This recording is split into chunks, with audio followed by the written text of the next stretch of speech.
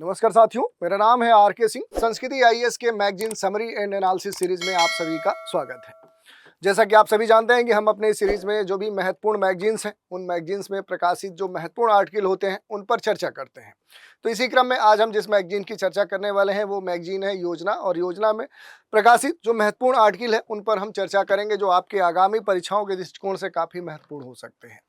पहली जो कह सकते हैं जो आर्टिकल इसमें प्रकाशित है वो पीएम जो मुद्रा योजना है, यानी प्रधानमंत्री मुद्रा योजना पर आधारित है, जो कि आशा के संदर्भ में देखें एक अवसर और समावेशिता का एक जो दशक है उसका निर्माण करती है, तो उस पर हम बात करेंगे। और दूसरा भी आर्टिकल लेंगे, दोनों पर उसके विभिन्न जो आयाम होंगे, विभिन्न जो पहलू होंगे, उन पर हम डिटेल से चर्चा करेंगे। लेकिन चर्चा में आगे बढ़ने से पहले आप सभी के लिए एक महत्वपूर्ण सूचना है। संस्कृति आईएएस के द्वारा अगस्त सुपर सेल संचालित किया जा रहा है, और इस ऑफर के तहत आईएएस-जीएस जो फाउंडेशन कोर्स हैं पीटी मेंस के, उसके तहत जो विभिन्न संचालित कोर्स हैं उन पर मोर देन 60% की छूट दी जा रही है। खास बात है कि ये सारे कोर्स ईएमआई की सुविधा पर भी उपलब्ध हैं।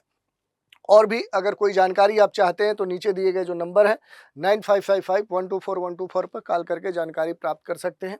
दूसरा तरीका है संस्कृति आईएएस की जो वेबसाइट है, यहाँ विजिट करके भी संबंधित जानकारी प्राप्त कर सकते हैं।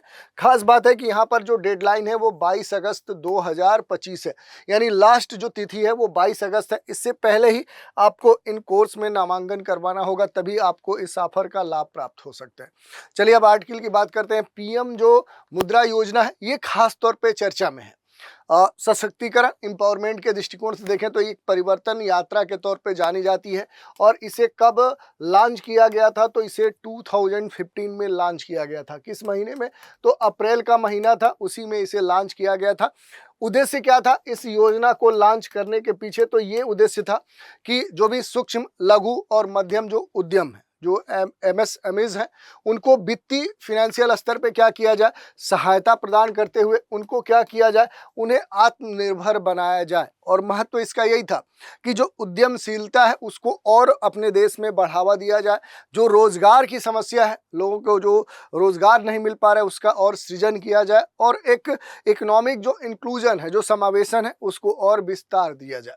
और इसी के संदर्भ में इस योजना का जो विस्तार है वो 2025 तक किया गया है। जिस कारण से देखें तो इसके तहत विभिन्न जो लक्ष्य हैं वो निर्धारित किए गए हैं।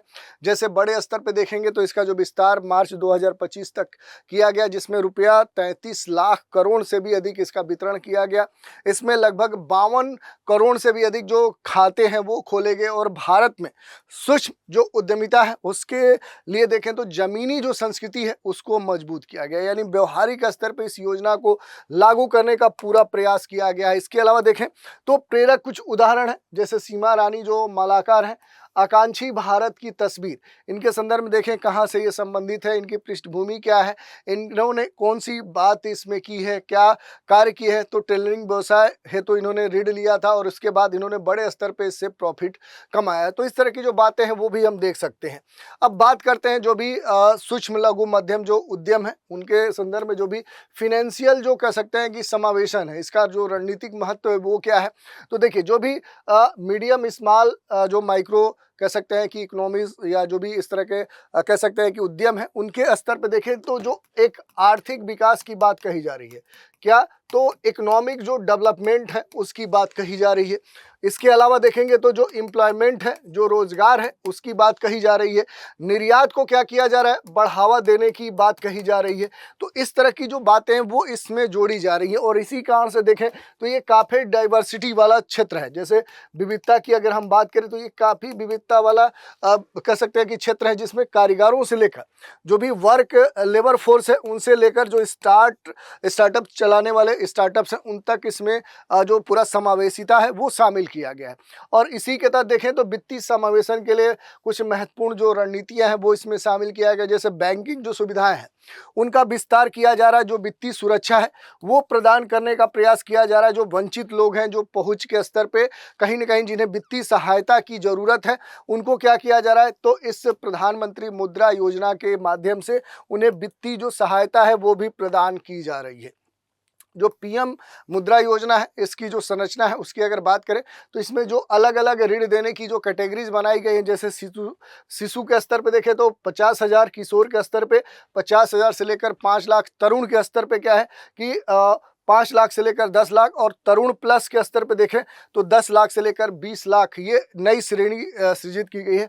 तो अलग अलग श्रेणियां बनाई गई हैं कि किस श्रेणी में कितना जो ऋण है वो प्राप्त हो सकता है। और इसके तहत अगर हम लक्ष्य की बात करें कि पूरा जो लक्ष्य है, तो विशेष रूप से जो भी असंगठित, सबसे बड़ी बात क्या है कि असंगठित और जो वंचित क्षेत्र हैं, ये भी आपको ध्यान देने वाली बात है कि जो वंचित क्षेत्र हैं, इनके स्तर पे जो भी एमएसएमईज हैं, उनकी वित्तीय जो पहुंच है वो सुनिश्चित करना है। और इसके तहत देखें तो बहुत सारी बातें आप देख सकते हैं, जैसे प्रधानमंत्री जो मुद्रा योजना है, इसकी जो लोकप्रियता है, उसके पीछे जो कारण क्या है, सबसे बड़ा कारण क्या है कि यहाँ पर जो मुक्त, पूरी तरह से संपार्श्विक जो मुक्त ऋण देने की बात कही जा रही है, ये इसकी सबसे बड़ी विशेषता है। दूसरी बात क्या है कि प्रतिस्पर्धी जो ब्याज दर है, यानी ब्याज स्तरों पे दूसरे से कंपैरिजन करें तो वहनी जो ऋण कह सकते हैं कि स्थिति है, वो अन्य से क्या है, बेहतर है।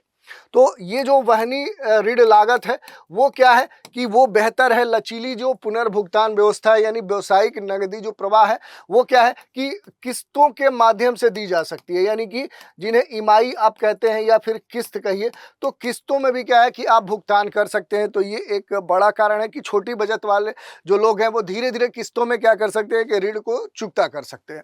डिजिटल जो आवेदन प्रक्रिया इसमें जोड़ दी गई है, ये इसके लोकप्रियता का एक महत्वपूर्ण कारण है।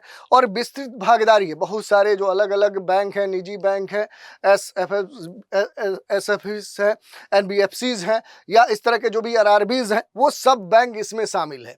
और इसमें अगर थोड़ा सा परफॉर्मेंस की बात करें कि जो भी मैट्रिक्स है, जो डिस्ट्रीब्यूशन है, तो वित्तीय वर्ष 2025 में स्वीकृत क्या है, कितने इसके लिए डेप्ट की बात की गई है, तो 5.20 लाख करोड़ की, और वितरण कितना किया गया, तो 5 लाख करोड़। तो यानी जितना लक्ष्य रखा गया उतना लगभग वितरण भी किया गया है। तो ये बात कही गई है। मार्च तक के जो आंकड़े हैं वो भी यहाँ पर दिए गए हैं। राज्यवार जो विवरण है उस पर अगर हम बात करें तो शीर्ष जो टॉप 5 स्टेट है उसमें तमिलनाडु, उत्तर प्रदेश, कर्नाटक, पश्चिम बंगाल, बिहार ये सभी शामिल है।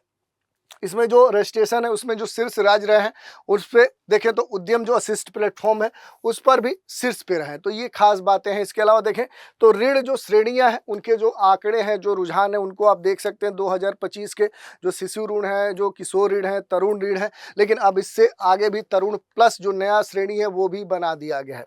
इसके अलावा अगर आप देखेंगे तो 2025 में जो वितरण हुआ है अलग अलग स्तर पे, उनके बारे में देख सकते हैं। अवसर जो ऋण आकार है उसमें कितनी वृद्धि देखने को मिली है, उच्च टिकट जो ऋण है उसमें कितनी वृद्धि देखने को मिली है, और इन सब का इम्पैक्ट क्या हुआ है। जैसे वित्तीय समावेशन की बात करें तो नए जो खाते हैं वो 10.97 करोड़ जो खाते हैं वो खुले हैं। महिला जो उद्यमी है उनको बड़े स्तर का लाभ प्राप्त हुआ है। एससी, एसटी, ओबीसी जैसे लाभार्थी जो हैं उनको भी बड़े स्तर पे लाभ प्राप्त हो रहा है। और इसके तहत देखें तो स्वरोजगार और जो ग्रामीण सशक्तिकरण है, जो रूरल एम्पावरमेंट है, वो भी देखने को मिल रहा है। क्योंकि अनौपचारिक सूक्ष्म जो उद्यम है उनका क्या है कि विकास हो रहा है। सबसे बड़ी बात यही है कि जो भी लोकल इकोनॉमीज हैं, जो कह सकते हैं कि जो स्थानीय जो अर्थव्यवस्थाएं होती हैं और जो एम्प्लॉयमेंट है, उनको क्या हो रहा है, उनको प्रोत्साहन मिल रहा है, प्रमोशन मिल रहा है। तो ये सबसे एक महत्वपूर्ण बात है। इसके अलावा देखें तो आर्थिक जो असमानता है, यानी समानता के स्तर पे जो खाई है,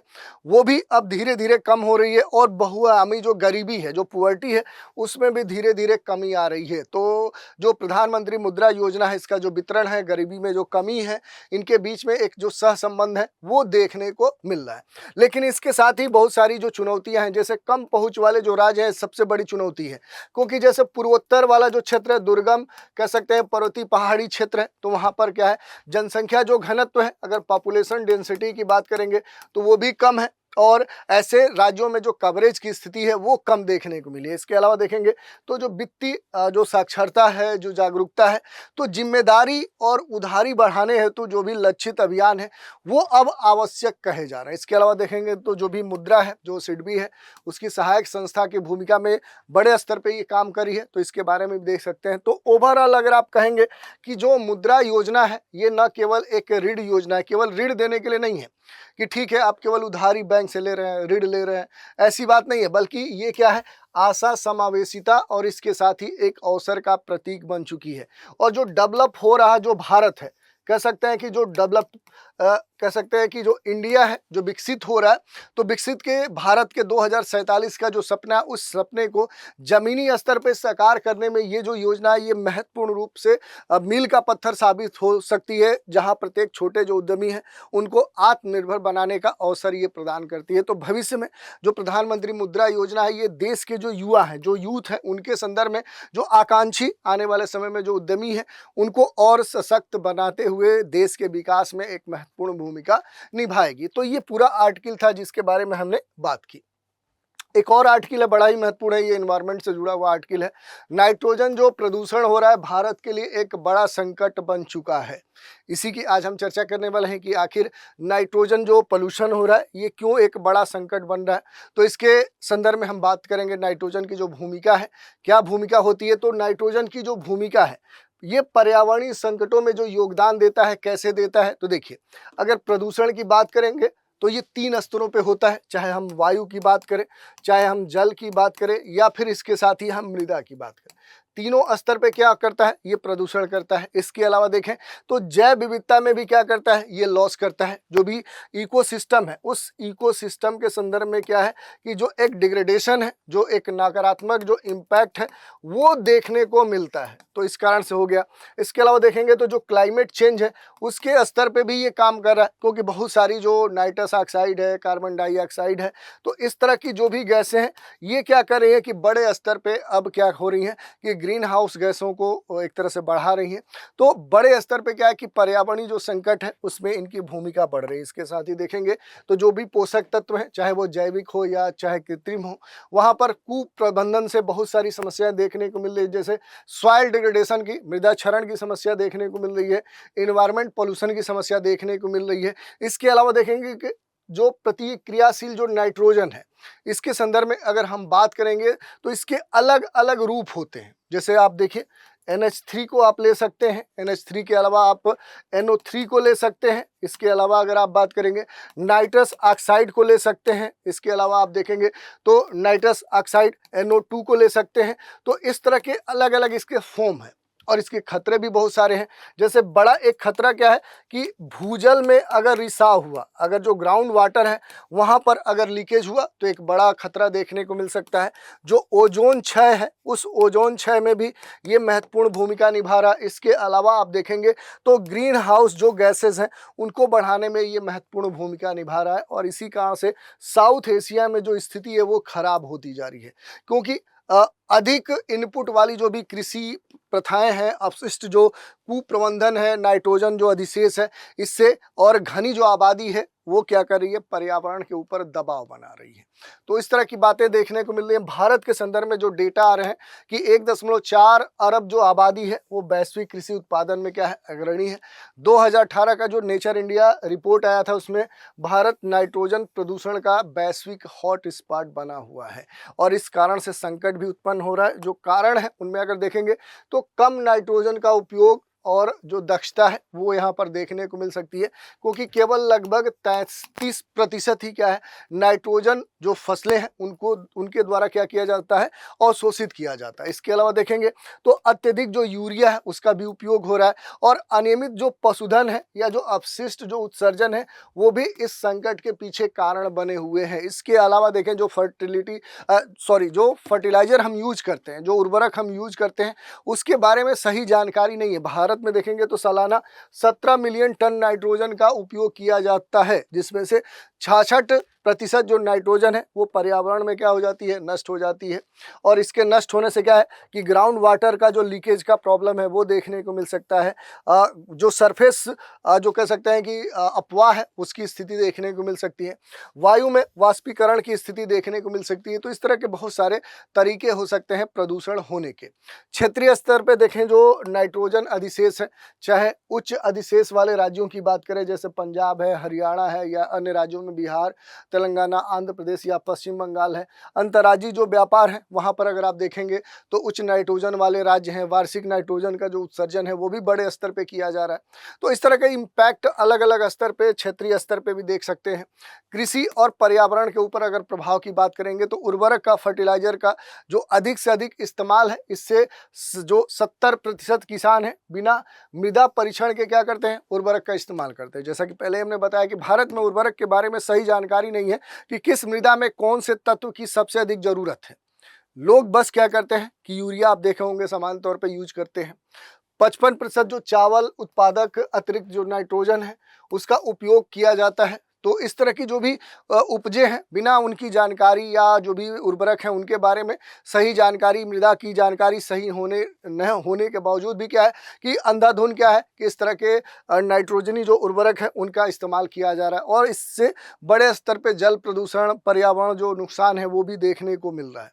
और भारत की जो वर्तमान पहल है इस सारी समस्याओं के संदर्भ में कई सारे जो उपाय हैं वो किए जा रहे हैं। जैसे नियामक जो उपाय हैं उसके स्तर पर देखेंगे तो जो फर्टिलाइजर जो इंडस्ट्री है उसके लिए 24/7 जो सतत उत्सर्जन निगरानी जो प्रणाली है वो अनिवार्य कर दिया गया है। कृषि स्तर पर सुधार किया जा रहा है। इसमें खास तौर पर जो नीम लेपित जो कह सकते हैं कि यूरिया है उसके इस्तेमाल पर खास तौर पे जोर दिया जा रहा है। मृदा जो परीक्षण है वो करने की बात कही जा रही है कि सॉइल टेस्ट करिए। इसके अलावा देखेंगे तो समय पे किस समय देना है, किस समय नहीं देना है, स्थान, दर ये भी डिसाइड किया गया। और इसी के लिए देखें तो मृदा जो स्वास्थ्य कार्ड योजना है वो स्टार्ट की गई है। यानी कि जो एक बैलेंस्ड जो कह सकते हैं कि जो फर्टिलाइजर्स हैं उनका जो उपयोग है उसको क्या किया जाए, उसका बढ़ावा दिया जाए। और इसके साथ ही देखें तो शहरी जो प्रदूषण है, बड़े स्तर पे अर्बन जो पोल्यूशन डेवलप हो रहे हैं उसके लिए जैसे अमृत और स्वच्छ गंगा जैसे जो मिशन है जो क्या करते हैं, जो सीवेज है, जो कह सकते हैं कि सीवेज जो प्रणालियां हैं उन्हें अत्याधुनिक बनाया जा रहा है इसके तहत। इसके अलावा देखेंगे तो अलग अलग जो वाहन है, वाहनों के जो मानदंड हैं उनको परिवर्तित किया जा रहा है ताकि जो उत्सर्जन है गैसों का वो कम किया जा सके।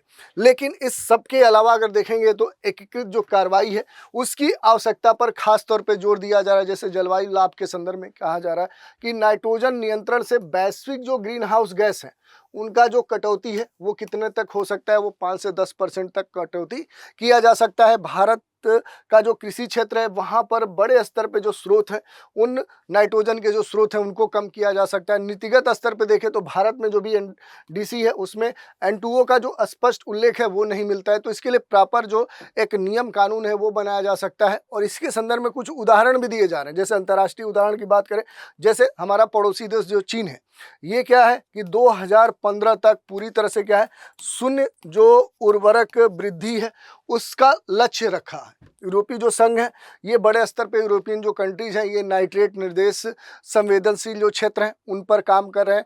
जो छोटा सा एक देश श्रीलंका है ये पूरी तरह से प्रतिबंध की जो विफलता है उससे सबक लेते हुए अब काम कर रहा है। तो इस तरह के जो प्रयास हैं वो दुनिया में विभिन्न क्षेत्रों में किए जा रहे हैं। भारत के लिए अगर हम थोड़ा सा स्ट्रेटजी की बात करें तो कृषि के स्तर पे काम किया जा सकता है, ग्रामीण के समर्थन के स्तर पे काम किया जा सकता है, कानूनी ढांचा इसके लिए विशेष बनाया जा सकता है, राष्ट्रीय जो नाइट्रोजन मिशन है उसे सही तरीके से लागू किया जा सकता है। अगर कृषि के स्तर पे हम बात करें तो इसके लिए जो भी निजी या फिर कह सकते हैं कि सरकार के स्तर पे जो भी प्रवर्तक हैं उनके बीच में एक सहयोग होना चाहिए। जो भी गंगा बेसिन जैसे उच्च प्रदूषण वाले क्षेत्र हैं उन पर सरकार को और निजी स्तर पे फोकस किया जाना चाहिए।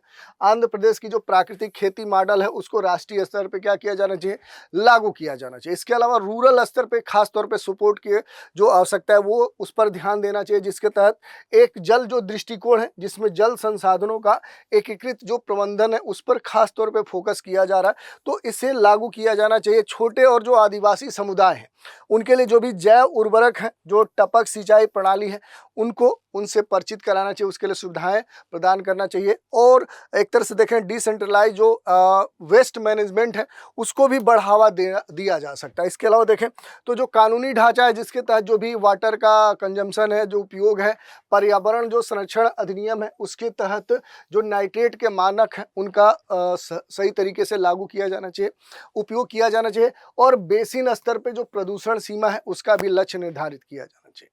राष्ट्रीय जो नाइट्रोजन मिशन है इस पर खास तौर पे फोकस किया जा सकता है। अंतर मंत्रालयी जो समन्वय, एक मंत्रालय से दूसरे मंत्रालय के बीच में जो एक कोऑर्डिनेशन है, जिसके स्तर पे कृषि, स्वास्थ्य, पर्यावरण, जल पर खास तौर पे ध्यान दिया जा सकता है। और जो भी लक्ष्य अलग अलग स्तर पे हैं, चाहे वो जिस स्तर पे सुधार की बात की जाए तो उसमें एक बेहतर जो प्रबंधन है वो किया जा सकता है। रिसर्च और डेवलपमेंट के स्तर पे जो भी पायलट प्रोजेक्ट परियोजनाएं हैं उनके लिए जो भी फंड है वो भी प्रदान किया जा सकता है। इसके अलावा अगर आप देखेंगे तो जो फर्टिलाइजर्स हैं उनके स्तर पे सुधार किया जा सकता है। जो भी सब्सिडी नीति है उसके तहत जो भी नीम, सल्फर लेपित जो कह सकते हैं उर्वरक हैं उनके इस्तेमाल को प्रोत्साहन दिया जा सकता है। जागरूकता और प्रोत्साहन सबसे महत्वपूर्ण बात हो जाती है। तो इस तरह के जो प्रयास हैं वो किए जा सकते हैं। इसके अलावा भी देखें तो अनुसंधान और जो पारंपरिक ज्ञान इनके बीच में एक जो समन्वय है वो स्थापित करते हुए इसका समाधान किया जा सकता है। और ओवरऑल हम यही कह सकते हैं कि आने वाले समय में संकट के जो अवसर हैं उसके लिए बड़े स्तर पे अब क्या करना होगा, तैयारी करना होगा। जैसे नाइट्रोजन का दोहरा जो स्वरूप है, विवेकपूर्ण जो उपयोग है उस पर बात करना होगा, जो भी फूड सिक्योरिटी है उस पर काम करना होगा, पर्यावरण जो संरक्षण है उस पर काम करना होगा।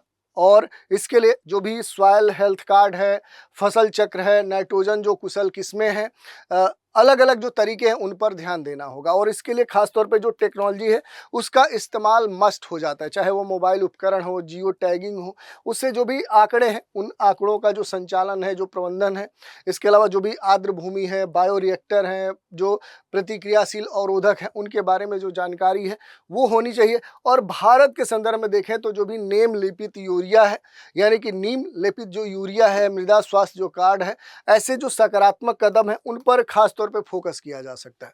इसके अलावा देखेंगे तो जो भी एकीकृत और त्वरित जो कार्रवाइयां हैं उनकी आवश्यकता सबसे अधिक है। और इसी के स्तर पे अगर हम देखेंगे तो राष्ट्रीय जो नाइट्रोजन रणनीति है वो महत्वपूर्ण हो जाती है। और सबसे बड़ी बात है कि नेतृत्व के जो अवसर हैं वो प्रदान किए जाने चाहिए, चाहे वो बेहतर नाइट्रोजन प्रबंधन की बात हो, फसल उत्पादकता की बात हो, जलवायु जो कार्रवाई है उसकी बात हो, या जन स्वास्थ्य और राजकोषीय जो दक्षता है उससे लाभ प्राप्त करने की बात हो। तो भारत को वैश्विक नाइट्रोजन नीति में अग्रणी बनने के लिए अपने जो भी महत्वपूर्ण तरीके हो सकते हैं, जो विकल्प हैं, उन पर खास तौर पे काम करना होगा। और तभी क्या हो सकता है कि जो आने वाले समय में एक तरह से नाइट्रोजन जो एक पोल्यूशन के रूप में आने वाले समय में संकट के रूप में अब उभर रहा है उस पर कंट्रोल किया जा सकता है। तो इस तरह से हमने बात कर ली दोनों आर्टिकल्स पर और इनसे जुड़े हुए जो भी अहम पहलू थे उन पर भी हमने प्रकाश डाला। और तो आज के एपिसोड में इतना ही। अगले एपिसोड में एक नई मैगजीन में प्रकाशित जो महत्वपूर्ण आर्टिकल्स हैं उन पर चर्चा करने के लिए आपसे रूबरू होंगे। तो आज इतना ही रखते हैं। आप सभी हमारे साथ बने रहें, इसके लिए धन्यवाद।